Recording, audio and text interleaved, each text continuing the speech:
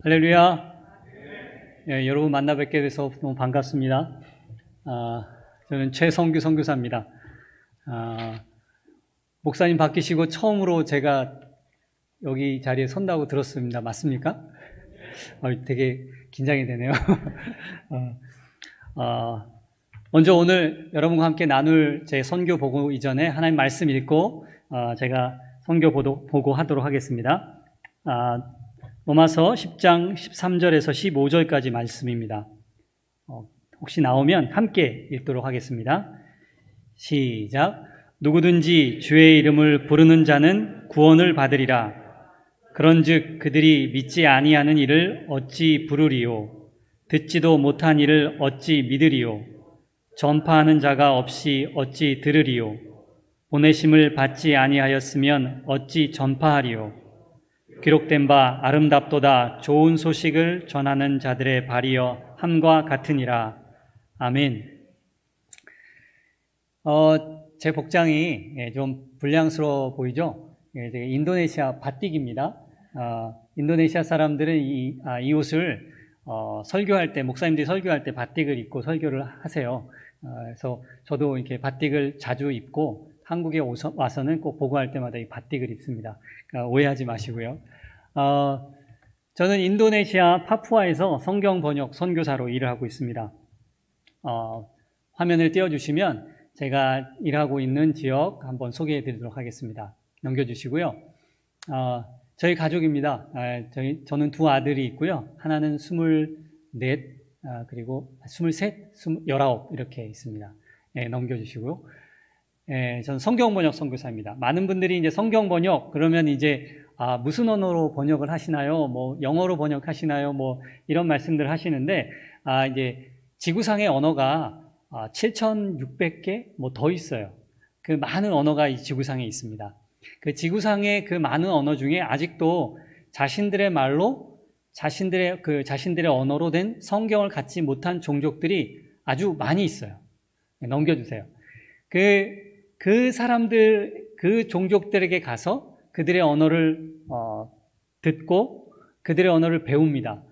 그래서 그들의 문법이나 그들의 그 문자의 체계를 배워서 그들의 언어로 글자를 만들어요. 그리고 글자로 그들이 그 글자로 성경을 번역해 주는 일이에요. 그러니까 다시 말하면 뭐 저는 세종대왕과 비교하고 싶지는 않은데 쉽게 얘기하면 그들에게 글자를 만들어주고, 그러니까 언어는 있지만 그들의 언어가 한 번도 글자와 표기화된 적이 없어요. 그래서 그들이 이해할 수 있는 그 문자를 만드는 건 아니고요. 차용을 합니다. 알파벳이나 또는 이제 문화에 맞게 그 지역에서 쓰이고 있는 그 활자를 빌려와서 그들의 언어로 성경을 번역해 주는 일을 합니다. 그래서 그들이 이해할 수 있도록 성경을 번역하는 일을 하는 것입니다. 넘겨주세요. 성경 번역의 필요가 아직도 많이 있습니다. 넘겨주시고, 저는 그래서 인도네시아에서 왔어요. 빨간 부분이 인도네시아 지도인데요.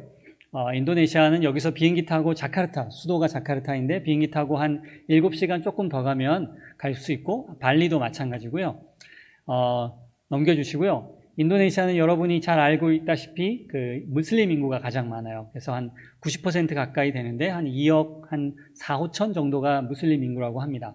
그래서 무슬림 사람들이 많지만 또 그 가운데 기독교인들, 카톨릭, 개신교 포함해서 기독교인들도 상당히 많아요. 그래서 아주 전도할 수 있는 또 기반이 되어 있는 그런 곳이기도 합니다. 넘겨주시고요. 인도네시아 지도입니다. 인도네시아가 땅이 커요. 인도네시아가 저희 남한의 한 20배 가까이 돼요. 저면적이. 섬이 엄청 크죠. 그리고 사실 저는 인도네시아 가운데서 동쪽 끝에 있는 파푸아라는 곳에서 사역을 하고 있습니다.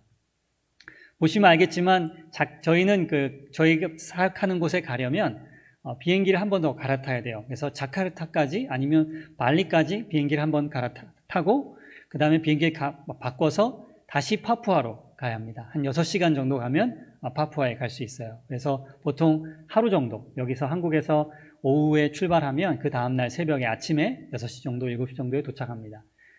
넘겨주세요. 이게 파푸아 땅이에요. 그리고 이제 언어 지도예요. 이 파푸아에만 언어가 한 270개 이상의 언어가 있어요. 그 색깔이 다 다른데 그 색깔별로 언어가 다른 지역입니다. 저는 이제 큰 비행기를 타고 도착하는 곳이 이제 제가 센탄이라는 곳이에요. 그래서 동그라미 쳤죠.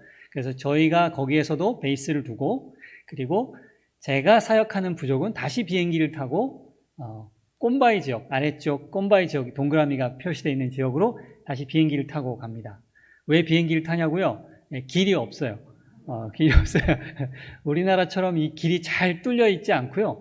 저기 가운데는 산맥이 한 4,500m, 그리고 이렇게 산맥이 형성이 돼 있어요. 큰 산맥이 형성돼 있고, 이 파푸아는 1969년에 인도네시아에 정식으로 속하게 됐어요. 그래서 사실은 이제 저를 소개할 때 어떤 분들은 이제 이렇게 파푸아 뉴기니에서 왔다 이렇게 하시는 경향이 있는데, 사실은 이 섬이 이렇게 지금 잘려져 있잖아요. 그런데 오른쪽이 칼같이 잘려져 있는데 사실은 오른쪽이 붙어 있는 또 섬이 있어요. 같이 이렇게 해서 하나의 새 모양 아니면 공룡 모양이라고 그래요. 이 섬을 뉴기니 섬이라고 해요. 그런데 이제 오른쪽은 이제 저기 나와 있지 않지만 오른쪽은 독립된 나라 PNG라고 파푸아 뉴기니라는 나라고, 왼쪽은 인도네시아에 속한 인도네시아령 파푸아라는 곳입니다. 그래서 이 파푸아 이렇게만 보여도 이 땅이 남한의 한 5배 정도가 되죠. 면적이 이 정도가 돼요. 아주 큰 섬입니다.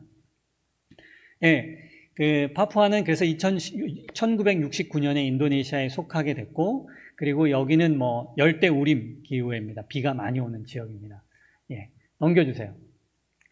예, 이제 꼼바이 사람들은 남쪽 정글 늪지대에 살고 있어요. 늪지대라는 것이 해발 한 10m, 15m 정도가 되고, 여기 아까도 말씀드렸지만 비가 많이 와요. 1년 강우량이 한 4천에서 5천 정도가 와요. 그러니까 뭐 우리나라의 한 6, 7배 정도 비가 와요. 그러니까 비가 엄청 많이 옵니다. 그리고 이제 꼼바이 사람들은 그 늪지대에 흩어져서 사는 사람들이에요. 그러니까 유목민처럼 한 곳에 정착하지 않고 이곳에 살다가 또 저곳에 살다가 이렇게 왔다 갔다 해요. 보통 집이 2채 정도 있어요. 부자입니다. 집이 2채 정도 있어요. 예, 넘겨주세요.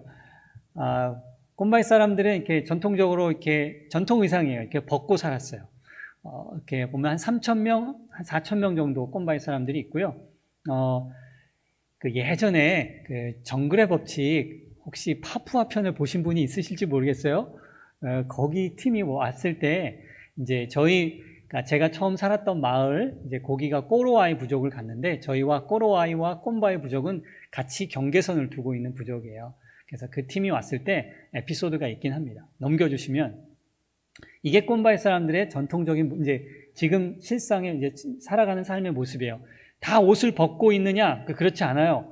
우리도 한복 아무 때나 입지 않죠. 그죠? 한국 민족이 백의의 민족 전통 의상을 좋아한다고 해서 항상 한복 입고 있는 사람 없잖아요. 아무도 여기 없잖아요. 그죠? 꼼바이 사람들도 이렇게 다 벗고 있지 않아요. 요즘에는 다 옷을 입습니다. 어느 정도는. 넘겨주세요. 이게 전통 의상이에요. 그러니까 이제 전통 의상을 입고 오라 그러면 저렇게 입어야 돼요. 그러니까 저는 전통 의상을 못 입습니다. 넘겨주세요. 꼼바이 사람들의 모습을 이렇게 볼 수가 있어요. 다 옷을 어느 정도 입습니다. 왜냐하면 밤에 되면 춥거든요. 비도 많이 오고 춥고요. 그래서 넘겨주세요. 꼼바이 사람들의 모습이에요. 예, 넘겨주시고, 예, 넘겨주세요. 예, 열대우림입니다. 열대우림이고, 여기는 적도, 남이 한 4도 정도로 지나고 있어요. 그러니까 1년 365일 날씨가 어떨까요? 네, 덥습니다. 해 뜨는 시각과 해 지는 시각이 1년 365일 일정해요. 네, 아침 5시 45분에서 50분 사이에 해 뜨고요. 그리고 저녁 5시 한 50분 정도 6시쯤에 해가 져요. 1년 365일 변화가 없습니다. 그래서 정말 어떤 분이 이렇게 말해요. 시간을 잃어버린 사람들이다. 멋지게 표현을 해요. 사실대로 말하면 이 사람들 가운데 아무도 자기 나이를 몰라요. 아무도 자기 나이를 몰라요. 왜 그럴까요? 시간의 흐름을 모르기 때문에 그래요. 한 해가 바뀌는지 안 바뀌는지 모르잖아요. 아침에 해가 똑같은 시간에 뜨고 똑같은 시간에 져요. 1년 360일 변화가 없어요. 날씨는 더워요. 더 덥기도 하고 비가 오다가 또 많이 오기도 하고 그게 반복이 돼요. 그러니까 아무도 자기 나이를 몰라요. 저는 이제 나이를 추정합니다. 왜냐하면 저희 마을에 그 활주로가 생긴 해가 있어요. 80년도부터 시작해서 82년에 완공이 됐어요. 그래서 요 활주로가 생길 때 너 키가 얼마냈어? 이렇게 이제 그거를 따지는 거예요. 그러면 이제 마을에 있는 사람들이 다 뭐 저한테 요만했다, 나 그때 짐을 날랐어. 그럼 너 10대. 뭐 이렇게 해가지고 나이를 추정할 수 있어요. 그래서 이제 마을에 있는 사람들의 나이가 사실은 평균 연령, 여기는 이제 평균 수명이 45세예요. 많이들 못 사세요. 그러니까 저희 마을에 있는 사람들 중에 거의 한 8, 90%가 저보다 나이가 어려요. 그리고 손에 꼽아 머리가 흰 분들이 이제 이분들도 머리가 이제 까만 머리인데 곱슬머리인데 이분들이 머리가 흰 분들이 많이 없어요. 그러니까 다 나이가 적습니다. 아무튼 그렇습니다. 열대우림 지역이고 그렇습니다. 넘겨주시고 이 사람들이 뭘 먹고 살까요? 사구나무를 먹고 삽니다. 이게 어린 사구나무고 저 나무가 한 7m에서 한 10m 자라면 아름드리 나무가 되죠. 아름드리 나무가 되면 그것을 잘라서 그 안을 파서 먹습니다. 넘겨주시면 이게 이제 사구나무입니다. 사구나무를 이렇게 잘라요. 그리고 예전에는 다 돌도끼를 사용했는데 요즘에는 이제 다 이제 쇠도끼가 들어왔죠. 그래서 사구나무를 자르고 가운데를 쪼갭니다. 한 장 넘겨주시면 이렇게 쪼개요. 이 나무가 뭐 전기톱으로 이렇게 쪼개는 게 아니고요. 도끼로 몇 번 이렇게 찍고 작대기로 작대기라고 하네. 막대기로 한 세 사람이 하나, 둘, 셋 하고 이렇게 찔러서 체중을 실으면 나무가 쪼개집니다. 그러니까 나무가 연해요. 나무 풀과도 같아요. 그래서 이제 안에를 팝니다. 이제 파죠. 넘겨주시면 보통은 여자들이 다 하죠. 남자들은 일을 안 합니다. 남자들은 사냥만 합니다. 놀고 먹습니다. 주로. 여자분들이 저렇게 일을 많이 해요. 그래서 이걸 모아가지고 그거 이제 다시 이것을 모아서 물가로 갑니다. 넘겨주시면 보통 물가에 있는 것들을 하는데 여기가 습지기 때문에 물가가 많아요. 물이 고여 있는 곳이 많습니다. 그러면 이제 사구나무 앞에 인맥들이 나무 인맥이 크잖아요. 그럼 이제 물길을 만드는 거예요. 이렇게 물길을 받쳐놓고 나무 짝대기로 이렇게 받쳐놓으면 물 통로가 되면서 위에서 물을 붓고 손으로 주물럭주물럭 하면서 물을 부을 때 씻습니다. 한 장 더 넘겨주시면 이렇게 물을 부으면서 주물럭주물럭 한 사람이 씻으면 이 물과 함께 고운 가루가 이 거름망이 하나 있고 고운 가루가 아래에 이렇게 이제 모아뒀도록 이렇게 또 가두어 놔요. 그러면 그 물 떨어지는 곳에 이제 거기에 고운 가루가 밑에 이렇게 모이는 거예요. 그게 이제 모이는 것이 추출된 사구 녹말이에요. 넘겨주세요. 이렇게 사구 녹말이 이거는 이제 바로 하면 이렇게 하얀색이고 이게 이제 공기와 만나면 이제 초록색으로 바뀌어요. 갈색으로 바뀌죠. 갈색으로 바뀝니다. 이게 사구 녹말 가루예요. 그래서 요런 이제 축구공만 해요. 요만하게 이제 모양마다 이제 모으죠. 이렇게 모아서 습기가 많으니까 모아서 이제 공처럼 만들어서 한 세네 덩이, 아까 아름드리 나무가 하면 한 세네 덩이를 만들어서 이렇게 이제 메고 옵니다. 이제 메우면 이게 한 4인에서 6인 가족 정도가 한 2, 3주 먹을 수가 있어요. 매일 이제 조금씩 잘라가지고 구워서 먹는 거예요. 넘겨주시면 이제 이거는 이제 사구 잎을 따서 거기다가 넣고 불에 구우면 이렇게 이제 사구 이게 사구 팬케이크 아니고 사구 이제 이 덩이를 먹는 거. 이 사람들이 전통적으로 먹는 방식이고요. 한 장 넘겨주시면 이제 요즘에는 이게 귀찮으니까 이제 오억 같은 후라이팬을 가지고 이제 거기다가 구워서 먹습니다. 그래서 이제 이것을 딱 넘겨주시면 이렇게 이제 저렇게 돼서 먹고요. 저희들은 이제 마을에서는 아침마다 사구를 먹는데 사구와 밀가루를 섞어서 설탕과 소금을 넣어 섞으면 맛있는 사구 부침개 뭐가 됩니다. 그러면 저 맛이 저희가 먹는 거는 이제 계량을 해서 만든 거고 이분들은 이제 저거 그냥 먹습니다. 그러면 이제 녹말가루 그대로 먹기 때문에 맛이 있을까요? 맛이 없어요. 쌀은 이렇게 씹으면 단맛이 많이 나잖아요. 그런데 이거는 씹어도 단맛이 안 나요. 그냥 침을 가져가고 물기를 많이 필요로 합니다. 퍽퍽합니다. 이렇게 이제 사구를 먹고요. 이 이제 사구나무를 잘랐잖아요. 이 사구 팬케이크를 먹는 사구를 아까 그 사구를 채취한 그곳, 그 사구나무가 쓰러진 그곳을 이제 사실은 이제 한 달 반 정도 있다가 가면 거기에 먹을 것이 생겨요. 넘겨주시면 거기에 뭐가 생기냐면 사구 애벌레가 생겨요. 그러면 이제 한 달 정도 이제 이게 이제 그 성충이 되면 딱딱한 이제 벌레가 돼요. 사슴벌레인데 앞에는 이제 그 촉수가 하나가 있어요. 이제 그 빨대처럼 이게 사구를 이제 먹는 거예요. 액을 빼먹는 벌레예요. 성충처럼 자라면 뭐 사슴벌레 마냥 이만합니다. 근데 이제 그것이 이제 그렇게 애벌레로 상태에 있을 때 이제 먹는 거죠. 성충이 되기 전에 부드러운 것들은 또 먹기도 하고 합니다. 이렇게 해서 이제 이게 단백질이 아주 많죠. 네. 그래서 이제 이분들은 이게 아주 별미예요. 단백질 아주 별미인데, 많은 분들이 맛이 궁금해 하세요. 이 맛이 어떨까요? 맛이 있을 것 같아요? 없을 것 같아요? 없을 것 같아요? 아, 틀리셨습니다. 맛있습니다.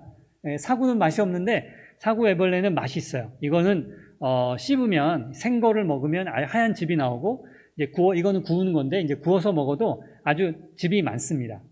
이거는, 우유 맛이에요. 고소한 맛이 납니다. 그러니까 여기에 뭐 아무것도 우리나라 번데기처럼 뭐 양념을 한 게 아니에요. 그냥 그 자체 맛이 고소합니다. 제가 장담해요. 그래서 제가 늘 얘기합니다. 방문하시면 제가 귀한 대접 해드리겠습니다. 방문하신 분이 딱 한 팀밖에 없지만, 예, 방문하시면 제가 대접해드려요. 예, 맛있습니다. 넘겨주세요. 저희는 이제 이렇게 굽기도 하고, 이렇게 먹기도 했습니다. 넘겨주시고. 예, 꼼바이 사람들에게 또 중요한 동물이 하나가 있는데, 그게 이제 돼지예요. 돼지는 사실은 과족과도 같아요. 정말 돼지를 너무 좋아하고, 행사에 돼지고기가 있어야 행사라고 생각을 해요, 이분들은. 그래서 큰 행사다. 야, 돼지 10마리 잡았어. 엄청 큰 행사예요. 그런 돼지가 있어야 아주 그렇긴 한데, 이 돼지가 저도 이제 처음에 언어를 배우고 문화를 배우면서 이 돼지가 저에게 주는 교훈이 있었어요. 여기 보시면 왼쪽은 이제 돼지를 품에 안은 아이가 보이고, 오른쪽에는 돼지가 묶여 있어요. 보이시죠? 이 묶여 있는 이 돼지가 어미 돼지는 잡아먹었고, 어미가 함께 있었던 이 새끼 돼지예요. 이 새끼 돼지를 이제 묶어놓고 집에서 기를 드리는 겁니다. 먹이를 주면서 주인의 목소리를 들을 때까지 묶어놓고 먹이를 주는 거예요. 집에서, 집 안에서. 그래서 이제 막 먹이를 줄 때 주인이 이제 소리를 내요. 주인마다 이제 독특한 소리를 내요. 마을 사람들이 소리 같은 거 내는 걸 되게 잘하거든요. 그 소리를 독특하게 소리를 내면서 이 돼지를 이제 먹이를 줍니다. 그러면 이 돼지가 한 달 아니면 한 달 반 정도만 있으면 주인의 목소리를 분간해내요. 그러면 그걸 알면 이제 주인이 어떻게 될까요? 풀어놓습니다. 풀기 전에는 이제 귀를 자릅니다. 이렇게 딱딱 잘라요. 이렇게 뭐 그러니까 표시를 내는 거죠. 표시를 내요. 그래서 딱 귀를 잘라내면 귀가 너덜너덜해져요. 그러면 이 돼지는 뭐 산에서 봐도 사냥을 하면 안 돼요. 왜요? 주인이 있는 돼지라는 표시예요. 함부로 사냥했다가는 전쟁이 일어납니다. 집안끼리 싸움이 일어나요. 그래서 그렇게 하고 풀어놓습니다. 그리고 이제 주인이 보통은 주인들이 먹을 걸 주지는 않지만 그래도 가끔 먹다 남은 사구가 있으면 저녁에 불러요. 소리를 내요. 소리를 내면 돼지가 집에 옵니다. 그러면 돼지 먹을 것도 주고. 그래서 주인을 분간해요. 뭐랑 닮지 않았어요? 여러분 딱 떠오르는 하나님 말씀이 떠오르죠. 그죠? 내 양은 예수님께 내 양은 내 목소리를 분간할 줄 안다 그랬어요. 그죠? 저는 이 이야기를 들으면서 나는 돼지만도 못한 놈은 되면 안 된다. 돼지도 주인의 목소리를 듣고 주인이 부르면 따라가요.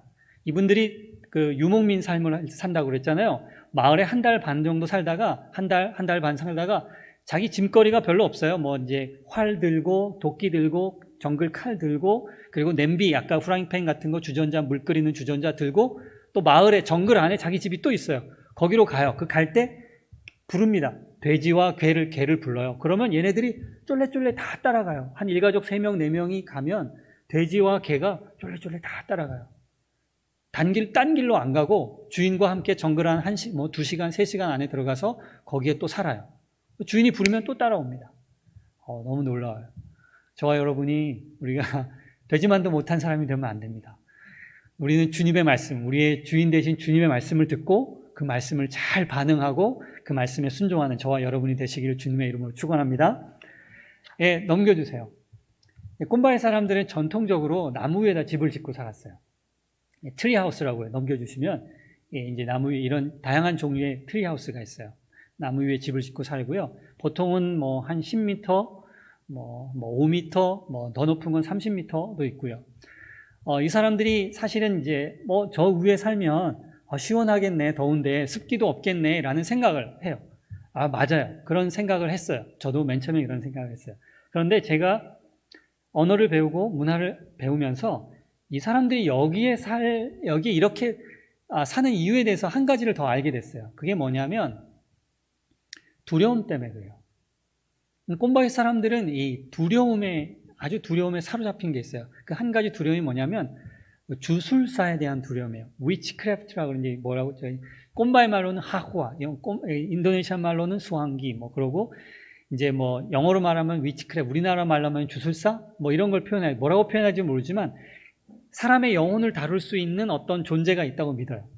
근데 그게 사람에게 들어갈 수 있고 그 사람이 주술을 부릴 수 있다고 믿어요. 그러니까 주술을 부릴 수 있다는 걸 이걸 어떻게 하냐면 이 사람들이 뭔 거에 두려워하냐면 이 꼼바이 사람들은 죽음이 그냥 온다고 생각하지 않아요. 우리도 죽음이 엄청난 도전이긴 하지만 꼼바이 사람들은 아파서 이제 죽을 경우, 그러니까 사고사, 나무에 떨어지거나 뱀에 물리거나 돼지에 물려서 죽는 거를 빼고 이 사람들이 이해할 수 없게 그러니까 아파서 병으로 죽는 경우가 있어요. 근데 꼼바이 사람들은 병으로 죽을 때 그 병으로 죽는다고 생각하지 않고 주술사가 주술을 걸어서 이 사람이 죽는다라고 생각을 합니다. 그럼 이걸 어떻게 역을하냐면 주술사가 주술을 걸면 한 사람이 시름시름 앓다가 죽는다는 거예요.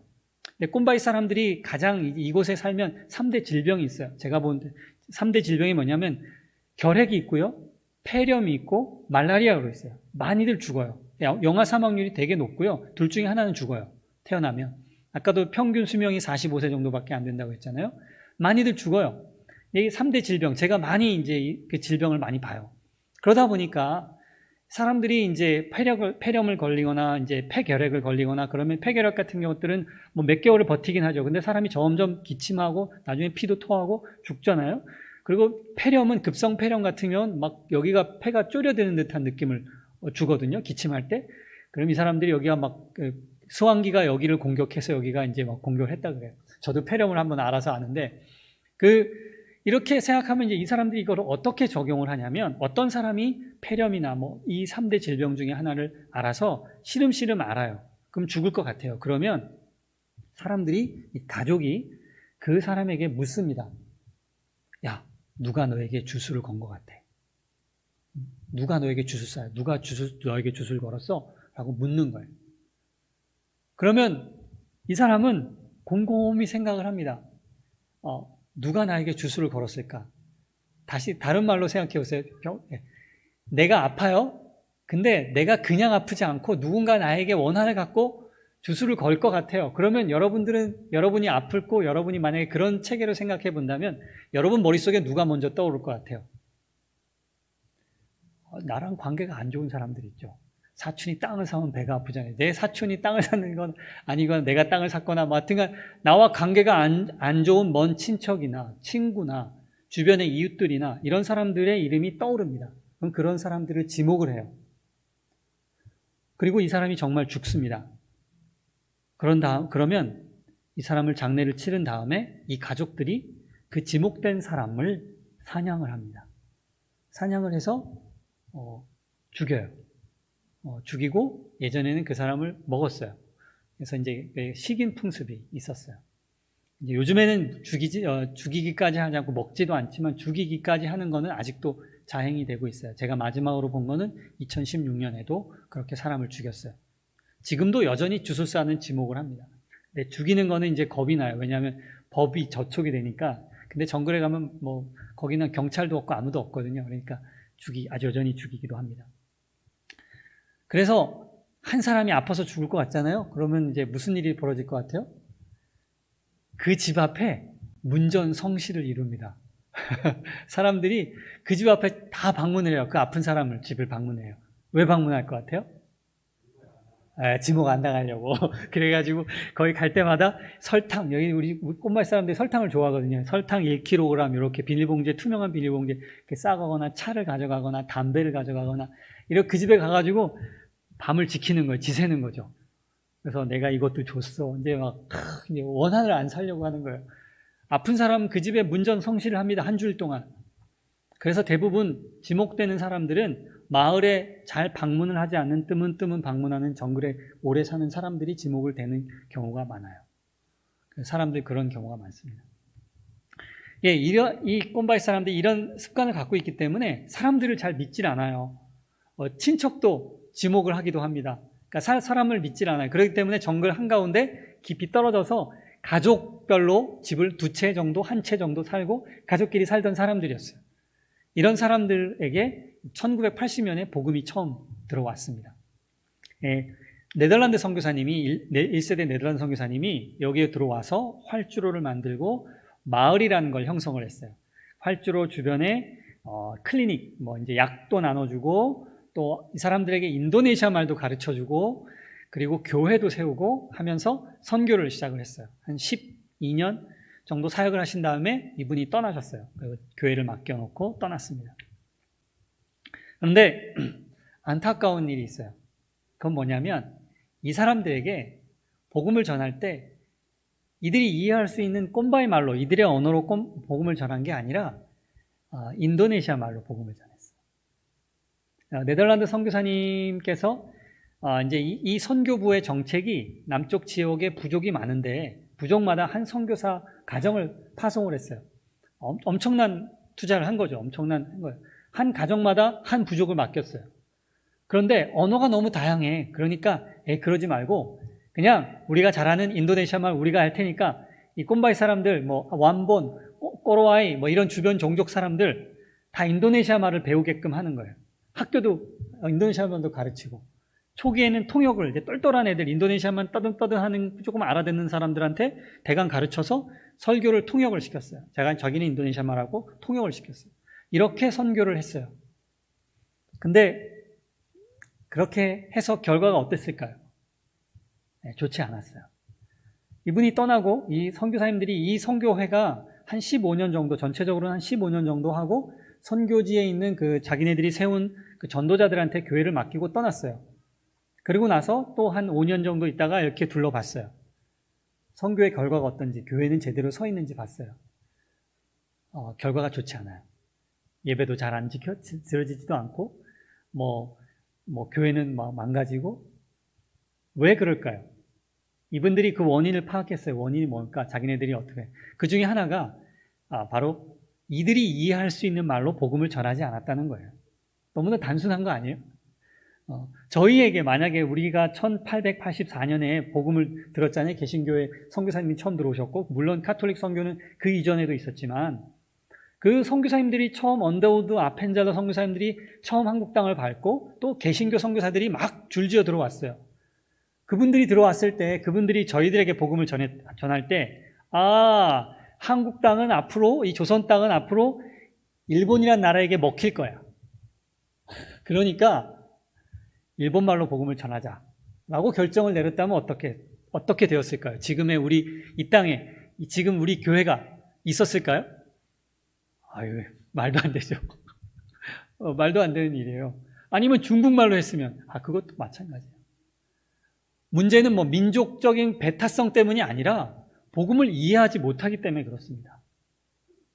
그런데 놀랍게도 저희 한국 땅에 오신 그 많은 교단의 다른 교단의 선교사님들이 감리교, 장로교, 침례교 할 것 없이 이분들이 처음에 와서 한국 선교를 어떻게 할까 서로 회의를 하고 그분들이 결정을 내린 것 중에 제일 먼저 결정을 내린 것 중에 하나가 뭐냐면 한국 사람들에게, 조선 사람들에게 복음을 전할 때 우리는 중국말이나 다른 말로 하지 않고 조선말로 하고 성경을 번역하자라고 해서 성경번역위원회를 조직을 했어요.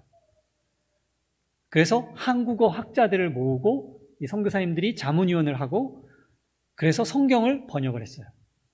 그래서 불과 10년 만에 한 번에 벌써 성경이 신구약이 거의 다 나왔어요.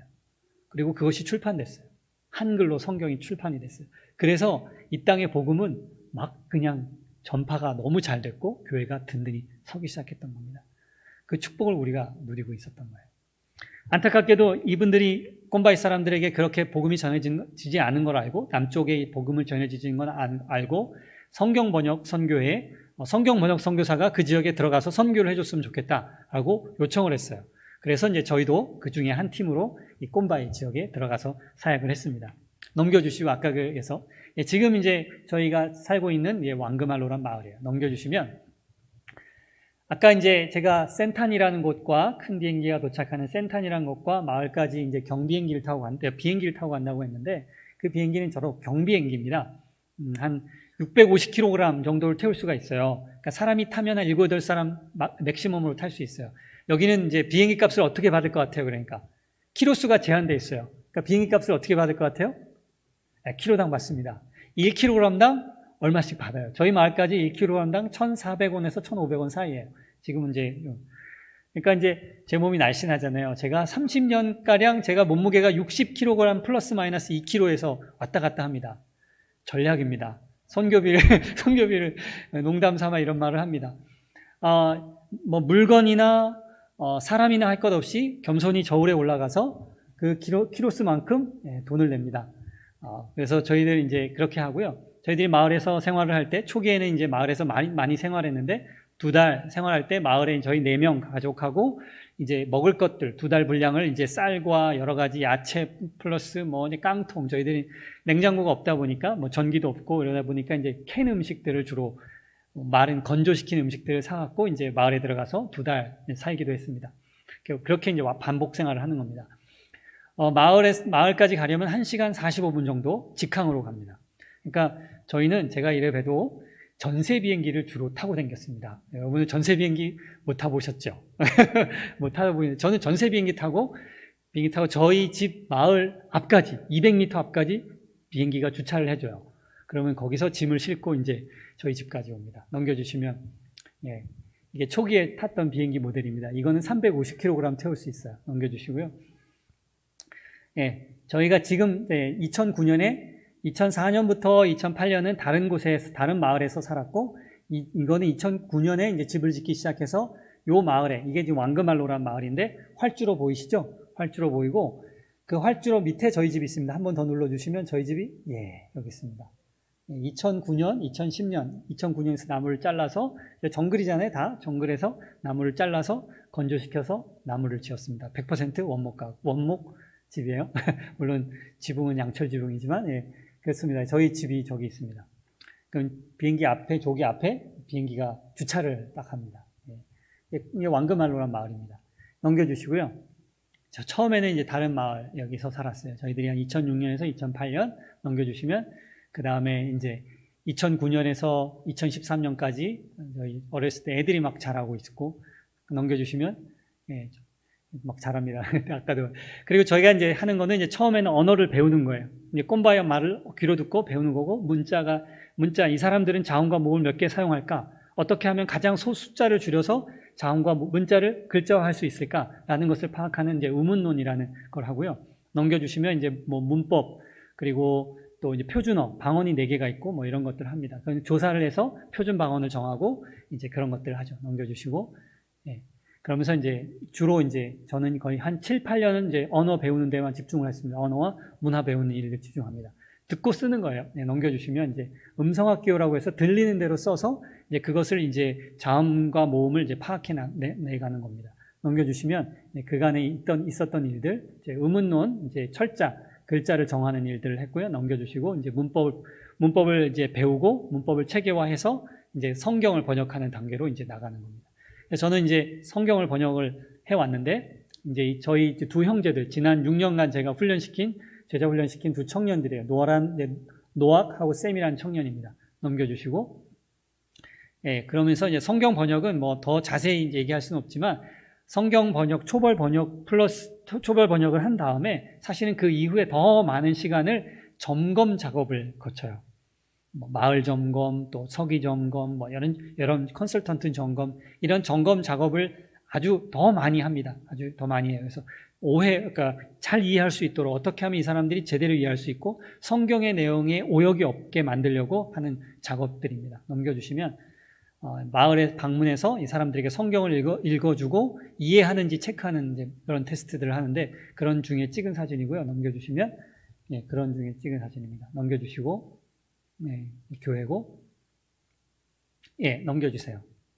문맹 패치 안에는 이제 읽기 교재. 이제 이 사람들이 글을 만들었지만 읽는 것도 가르쳐야 돼요. 이 사람들의 언어를 읽는. 이제 우리나라 이제 그 쉬운 이제 한 단어짜리 책 또는 한 문장짜리 책을 이제 저희 집사람은 이제 만들어서 이제 가르치는 일들을 하고 있고 교재를 개발하는 일들을 해요. 넘겨주시고, 예, 주일학교도 집에서 하고 넘겨주시고, 예, 넘겨주시면 됩니다. 예. 약 나눠주는 거 하고요. 예, 약 먹여주는 거요.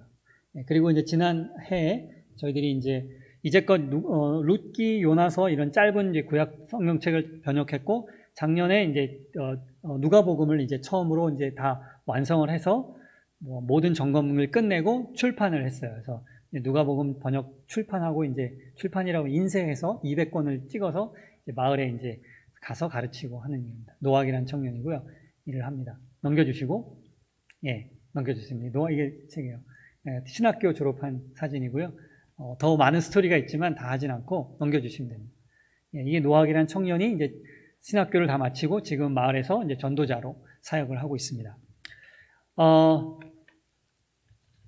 장을 더 넘겨주시면 제가 매듭을 지을게요. 많은 분들이 이제 저한테 이런 질문을 합니다.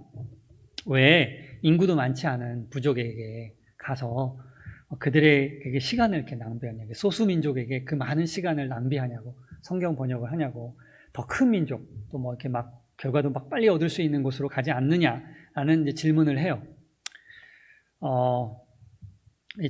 저는 이제 그런 이야기를 들을 때 이제 또 설명을 해드릴 수 있어요. 사실은 예수님께서 이 땅에 저희들에게 명령을 주셨을 때 예수님이 하신 명령이 있어요.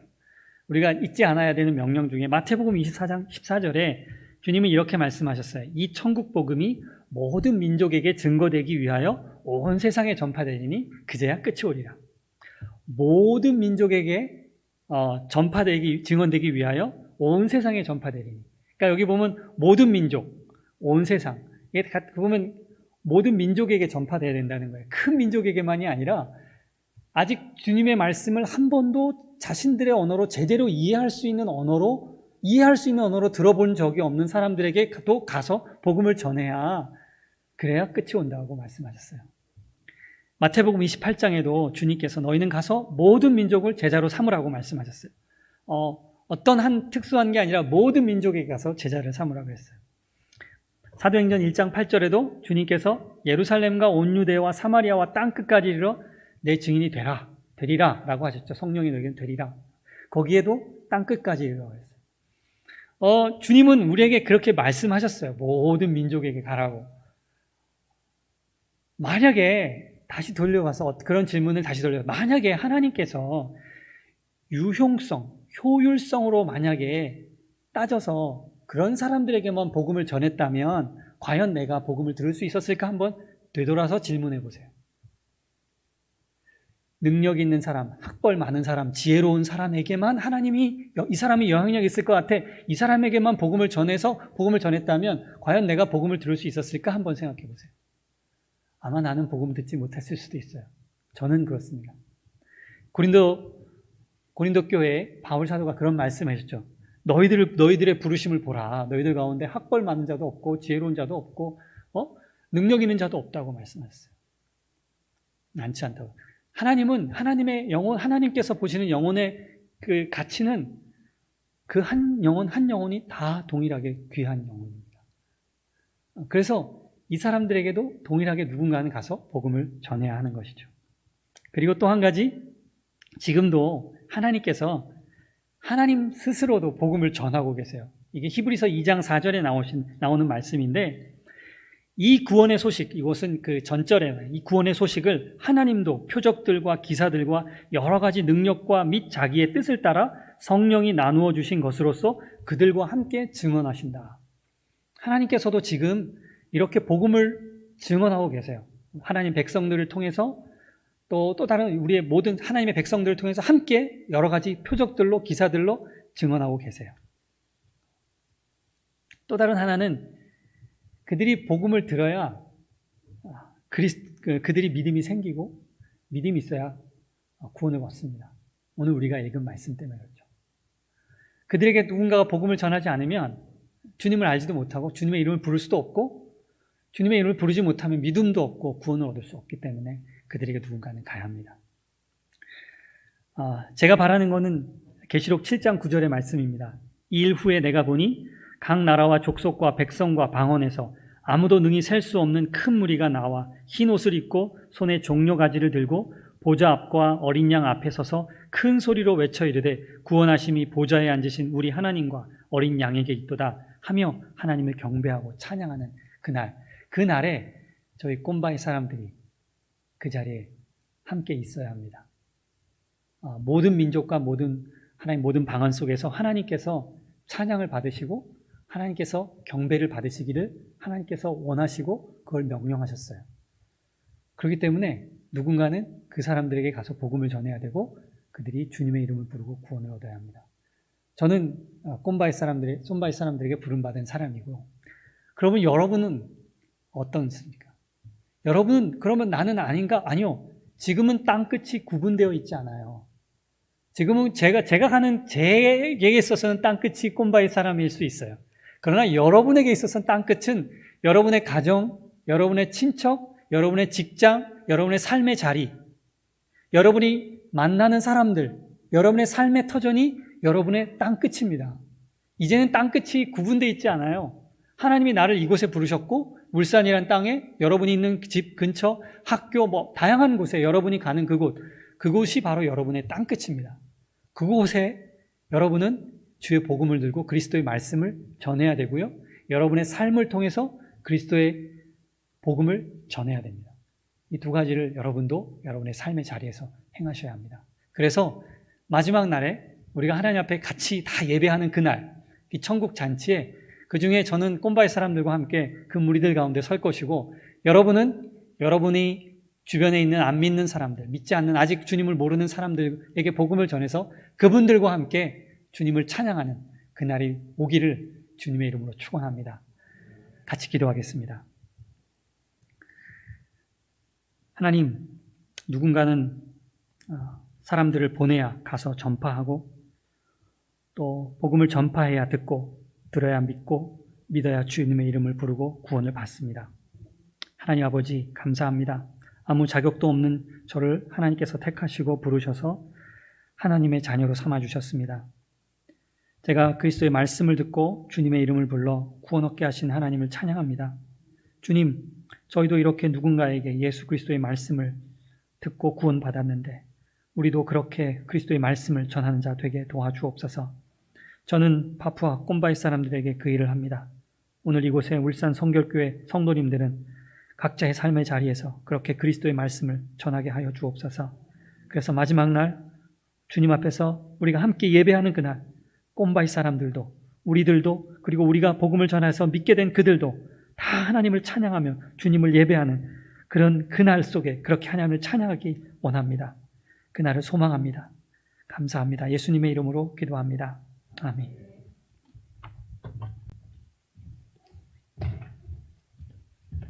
우리 시간 함께 기도하겠습니다. 우리 합심하여 기도할 때 합심 기도 제목을 보시면서 또 최성규 선교사님 가족 그리고 꼼바의 부족 사역을 위해서 또 우리 각자의 주신 그 땅끝을 향한 사역을 위해서 하나님 예수 그리스도의 죽으심과 부활의 복음을 선포하여 더 많은 영혼들을 구원하고 우리가 담대하게 땅끝으로 나아갈 때 하나님께서 영혼 구원의 역사를 이루어 주시옵소서. 계속해서 제자 삼는 그 사역 열매 주시옵소서. 그리고 하나님 나라의 아름다움을 드러내게 하여 주시옵소서. 우리 주여 한번 부르고 하나님 앞에 간절히 기도하겠습니다. 주여